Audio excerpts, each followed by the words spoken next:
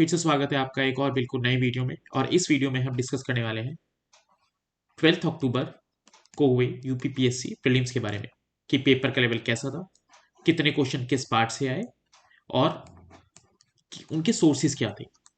तो चलिए शुरू करते हैं।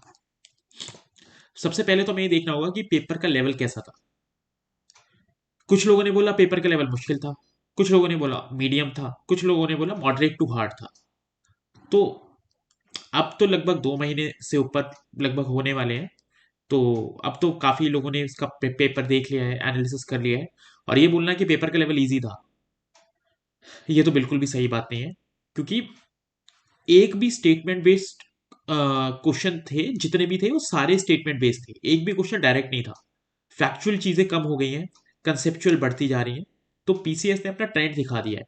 ऐसा नहीं है कि फैक्चुअल की इंपॉर्टेंस खत्म हो गई है, फैक्चुअल तो इंपॉर्टेंट हमेशा रहेगा, लेकिन अब कंसेप्चुअल भी जाने लग गए हैं।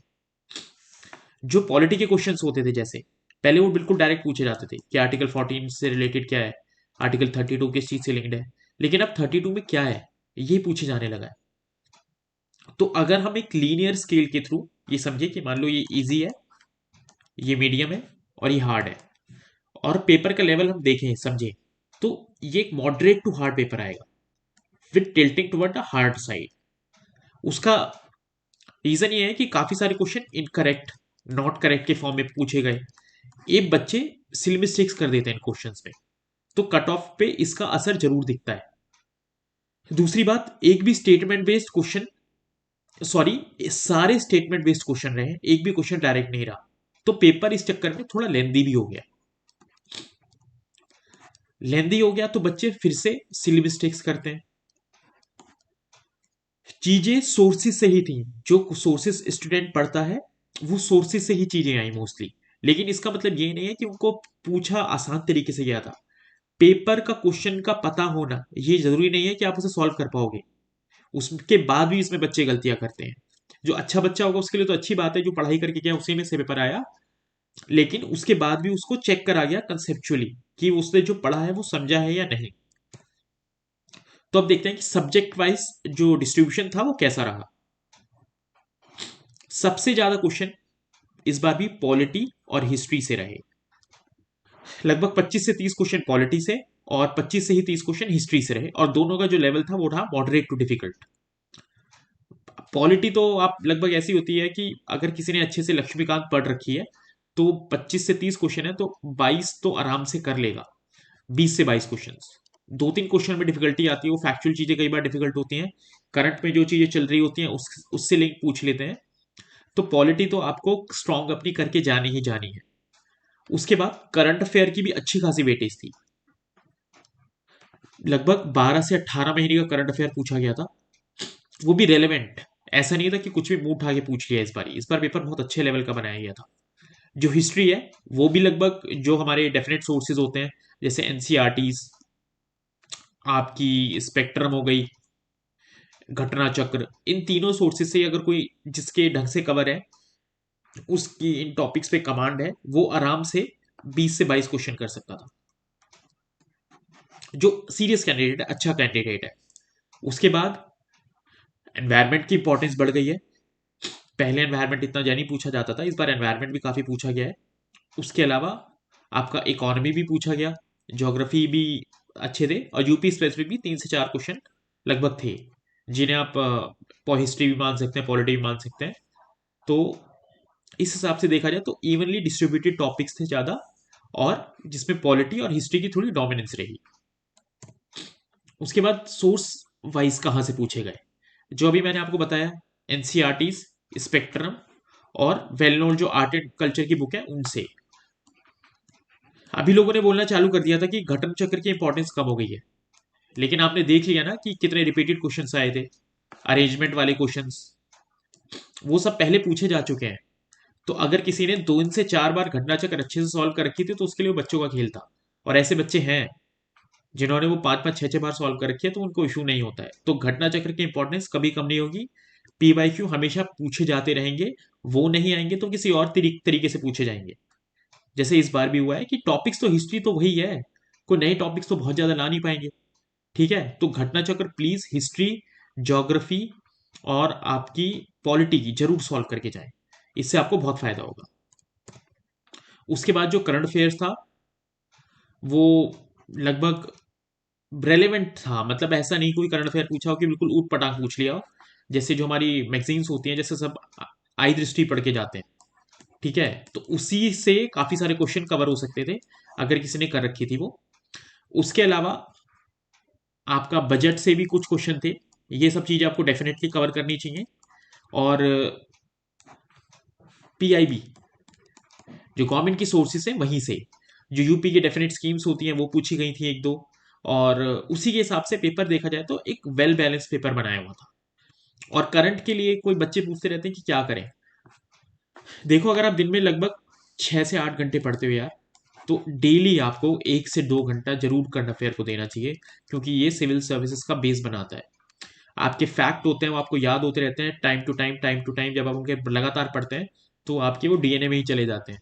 तो जब आप मेंस की भी आंसर राइटिंग करेंगे ना, तो उसमें बिना, जब तक आप उस किसी भी टॉपिक को उसके करंट इवेंट से लिंक नहीं करेंगे, तो एग्जामिनर आपको आसानी से नंबर नहीं देगा। तो आपको जब तक आप उससे लिंक नहीं करेंगे तो आपको अच्छे नंबर मिलने के चांसेस रहते हैं, और वही बच्चे क्लियर करते हैं। तो करंट की इंपॉर्टेंस हमेशा से बहुत ज्यादा रही है, प्रीलिम्स में भी और मेंस में भी। उसके बाद जो पॉलिटी के जो कॉन्सेप्ट थे जो इस बार पूछे गए, इसमें बेसिक स्ट्रक्चर को डोमिनेंस मिली, federalism, fundamental rights, DPSP, constitutional bodies, और जो अभी रिसेंटली कॉन्स्टिट्यूशनल और इंस्टीट्यूशनल डेवलपमेंट हुए थे उनसे रिलेटेड जो करंट के टॉपिक्स होते हैं, जो आपके करंट अफेयर में भी लगभग कवर हो जाते हैं। तो पॉलिटी ऐसा सेक्शन होता है जिसमें आप 90% आराम से स्कोर कर सकते हैं। तो प्लीज, ये बेसिक बेसिक जो बच्चे नए तैयारी कर रहे हैं उनको सबसे पहले ऐसे टॉपिक्स पे ध्यान देना चाहिए जो सबसे ज्यादा स्कोरिंग है। तो पॉलिटी एक ऐसा टॉपिक होता है जो बहुत आसानी से आपको नंबर देता है। तो प्लीज पॉलिटी पे जरूर ध्यान दें। उसके बाद पहले इसमें जो क्वेश्चन आते थे वो फैक्चुअल आते थे, लेकिन इस बार वो थोड़ा कंसेप्चुअल क्लैरिटी पे भी चले गए कि भाई जिस बच्चे ने वो पढ़ा है उसका मतलब भी उसको पता है। मान लो आर्टिकल 14 आपको पता है राइट टू इक्वालिटी से लिंक्ड होता है, लेकिन राइट टू इक्वालिटी होता क्या है, उसका मतलब क्या होता है, ये सब चीजें पूछे जाने लगी हैं अब धीरे धीरे। ठीक है, तो आपको पढ़ना भी है, सिर्फ रटना नहीं है, उस टॉपिक को ढंग से समझना है। पहले ये होता था ना कि कॉन्स्टिट्यूशन के इंपॉर्टेंट आर्टिकल्स रट लिए, वो तो आएंगे ही, वो उसके भी आने की चांसेस है, लेकिन उसके साथ साथ अब ये भी पूछा जाने लगेगा कि उनका मतलब क्या है, उनमें क्या पूछा गया है, क्या बताया गया है। तो आपको यार आगे ध्यान रखना है। देखिए, ज्योग्राफी, एनवायरमेंट और यूपीजी के, ये बिल्कुल भी आप इग्नोर नहीं कर सकते टॉपिक्स, क्योंकि ये मिला के लगभग 40 क्वेश्चन बना लेते हैं तीनों टॉपिक्स। तो अगर कोई क्लियर करना चाहता है पेपर, तो ये टॉपिक्स तो वो इग्नोर ही नहीं कर सकता। ज्योग्राफी के लिए हमारी जो स्टैंडर्ड टेक्स्ट बुक है जैसे एनसीईआरटीज है, अगर किसी के पे कमांड है तो आराम से 90% इसमें भी सॉल्व कर सकता है, कोई इशू नहीं है। रिवर्स, एग्रीकल्चर, क्लाइमेट, क्योंकि जो यूपी है वो एक कृषि प्रधान स्टेट है, तो इसी वजह से आपको इन चीज़ों पे ध्यान देना ही देना पड़ेगा।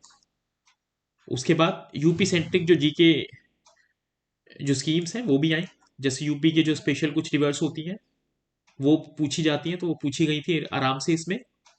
और यूपी के लिए कुछ स्पेशल फैक्ट्स वाली जो चीज़ें होती हैं वो जरूर प्रिपेयर करके जाएं।